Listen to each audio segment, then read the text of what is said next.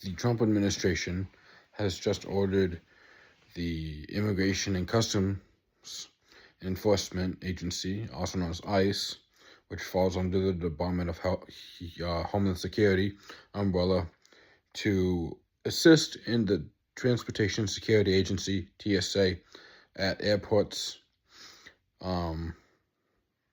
This is just current affairs. This is the latest in crackdowns. It's supposed to be helping security, but we've all seen what happened in Minnesota when ICE was there unwantedly, by the way, I should note. But now it's worse because so far it's only in limited airports where ICE is at, mainly focused in New York, New Jersey, and Atlanta at the moment. But the moment you start injecting ICE agents into airports, it's asking for trouble, because you're going to have a lot of migrants, you're going to have a lot of diversity in airports, such as in New York, especially in Atlanta and New Jersey. ICE is a problem, hence why the Department of Homeland Security has yet to get funding legislation passed through Congress and the Senate, as the Democrats continue to block it until ICE is reformed and adheres to the conditions and demands, including no face masks, body cams, and they have to have warrants to search and seize private property as well. It's just the three big conditions that I can remember were being asked of them. But as I was saying, ICE in airports is a recipe for disaster, and we all know this to be true. The amount of immigrants and migrants, the amount of tourists from overseas that come through into American airports, it's a high number. And when you got the Immigration and Customs Enforcement Agency wandering the halls of the airport, the terminals, it's going to strike fear. It's going to cause panic. It's going to cause terror, because you're going to see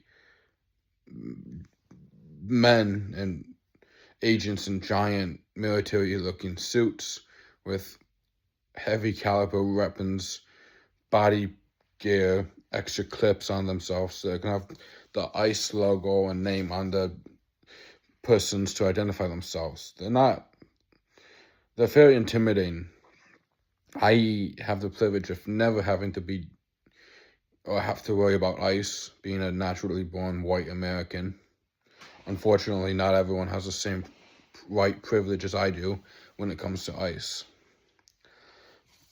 So when I see that the Trump administration has ordered ICE into airports, it gives me concern. Now, I will say, I read an article that's where Trump had admitted or asked that the agents are unmasked in the airport, as he said he doesn't like it.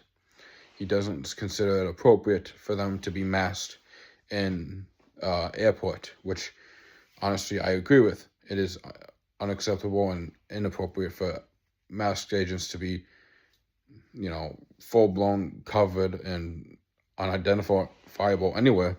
But in an airport, nonetheless, it's more cause for concern, as you are in a bigger area, more congested, a lot more people. If something happens where they end up shooting again, like they did in Minneapolis, it's going to be hard to identify the agents and hold them accountable for it. But it's also, I believe, if they were masked, it could be considered terrorizing the population, because kids aren't going to know what that is. Kids don't know what ICE is. They're going to be scared crapless if they see ICE agents with the giant 50 caliber powerful white rifles or whatnot, with face masks and coverings and all that. I think this is going to be very dangerous. It's very risky. I think it's not going to go well. We've seen what happened in Minnesota.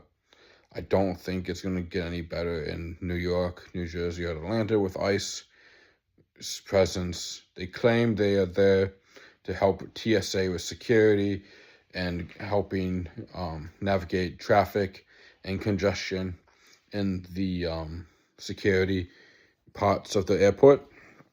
I do not believe this. I think they have, yes, they have a small mission to do that, but immigration and customs enforcement is normally border patrol, immigration, not security at airports. The objectives of the TSA and ICE are completely different. Training is different. Experience is different. And protocol is different.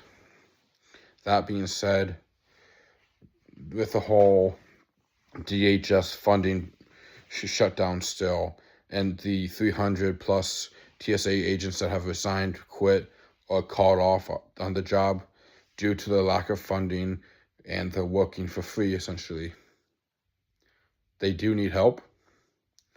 I don't expect ICE to be the help that they need because, as we've seen, everywhere ICE has gone, terror, panic, fear, and death follows them. We shall see.